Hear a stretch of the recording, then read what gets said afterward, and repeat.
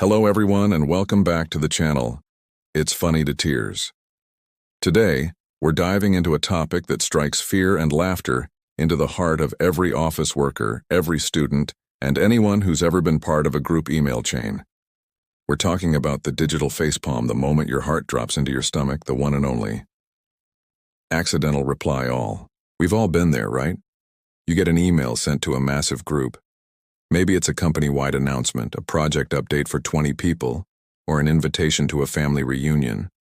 You have a thought, a quick question, or maybe a slightly sarcastic comment you only want to share with one person. You type it out, hit send without a second thought, and then that horrifying realization slowly dawns on you. You didn't just reply. You replied to all. Suddenly, your private little message is broadcast to the entire company, including your boss, your boss's boss, and that intern who just started yesterday. It's a moment of pure, unadulterated panic. Your screen freezes, your blood runs cold, and you desperately start Googling how to unsend an email, knowing deep down that it's already too late. The digital genie is out of the bottle, and it's doing a cringeworthy dance in everyone's inbox. Let's start with a classic scenario: the office complaint. My friend, let's call him Alex, received one of those classic HR emails about a new mandatory team-building exercise. It involved trust falls and sharing your spirit animal. Alex, not being a fan of such activities, decided to vent to his work buddy, Mark. He typed a quick, scathing reply. "Are they serious? I'd rather spend Saturday reorganizing the supply closet. My spirit animal is a sloth that just wants to be left alone." Funny, right?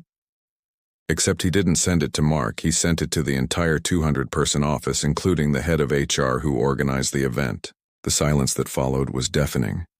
For about 5 minutes, nobody responded. It was like the entire company was holding its breath. Then slowly, the replies started trickling in. First from the CEO, a simple, "LOL. Mine too, Alex." Then another person replied, "I call dibs on reorganizing the supply closet with Alex." Within an hour, the email chain had become a legendary thread of people sharing their sarcastic spirit animals. The HR manager surprisingly had a great sense of humor about it. She replied to all, "Point taken. The team-building event is now optional, and we will be stocking the supply closet with extra snacks." Alex went from office pariah to office hero in under an hour. He accidentally started a workplace revolution, all thanks to one misplaced click. But not all reply all stories have such a happy ending. Sometimes they lead to pure, unadulterated chaos. Consider the case of the lost sandwich. A guy in a huge corporate building sent an email to the general lost and found distribution list. "Has anyone seen my turkey and Swiss on rye? I left it in the third-floor kitchen fridge. It's in a bag with my name on it." A simple, innocent plea.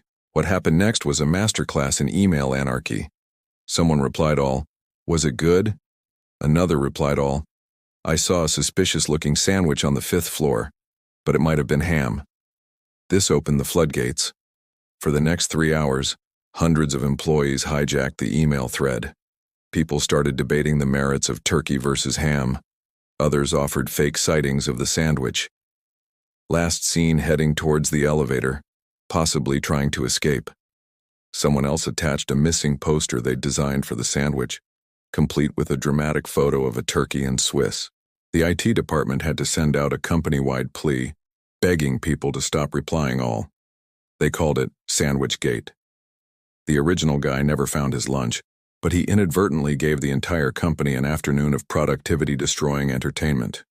His simple mistake created a legend that people still talk about years later. Then there are the deeply personal reply-all mishaps. Imagine you're trying to coordinate a surprise party for your boss. You've gathered all the emails of your colleagues, created a secret group, and sent out the initial plan. "Hi team, let's discuss the surprise for Sarah's birthday. I was thinking we could all chip in for a gift. Let's keep this under wraps." Everything is going smoothly, but then one well-meaning but technically challenged colleague decides to reply. "Great idea. But what does Sarah actually want? Does she still talk about that trip to Italy she wants to take?" A perfectly reasonable question. Except they didn't just reply to the secret group. They replied all, and somehow, miraculously, included the boss, Sarah, herself in the CC field. Boom. Surprise ruined. The email lands in Sarah's inbox with the subject line, "Surprise for Sarah's birthday." The awkwardness is palpable, even through the screen. What do you even do at that point? The only option is to reply all again, saying, "Surprise, we love you this much?" It's a digital train wreck you can't look away from. Poor Sarah had to pretend to be surprised for the next 2 weeks, which is arguably more awkward than the initial email. And let's not forget the autocorrect fails that get amplified by the reply all button. A woman was trying to coordinate a potluck dinner via email with a large group of friends.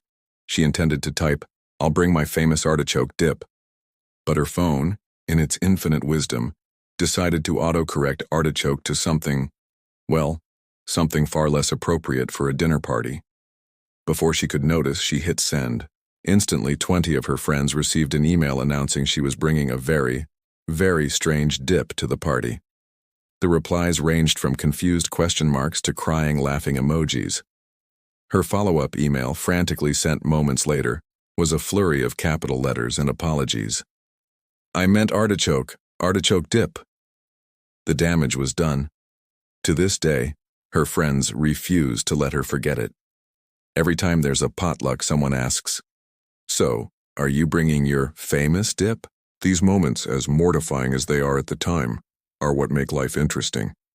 They remind us that behind every screen and every email address is a human being capable of making a silly, hilarious mistake. It's a great equalizer. The CEO of a company is just as capable of accidentally sharing their weekend plans with everyone as the new intern is. So what's the lesson here? Double check, triple check. Before you hit that send button, take 1 extra second to look at the to and CC fields. Ask yourself, does every single person on this list really need to read my witty comment about the new coffee machine? The answer is almost always no. Save yourself the momentary panic and your colleagues the inbox clutter. But if you do fall victim to the reply all curse, don't despair. Own it. A quick, humble, and maybe even humorous apology can go a long way. "Oops, that was obviously not meant for everyone. My apologies. Now please enjoy this picture of a cute cat to make up for it." Most of the time, people will understand and have a good laugh. You might even become an office legend, like Alex the sloth lover or the guy who started Sandwichgate. What are your best accidental reply all stories? I know you've got them. Share your most cringeworthy and hilarious moments in the comments below. Let's all have a laugh at our shared digital blunders. After all, if you can't laugh at yourself, who can you laugh at? Thanks so much for hanging out with me today on It's Funny to Tears. If you enjoyed these stories, please give this video a big thumbs up, and don't forget to hit that subscribe button and ring the bell so you never miss another episode. Until next time, check your recipients, stay safe out there in the digital world, and keep laughing. Bye.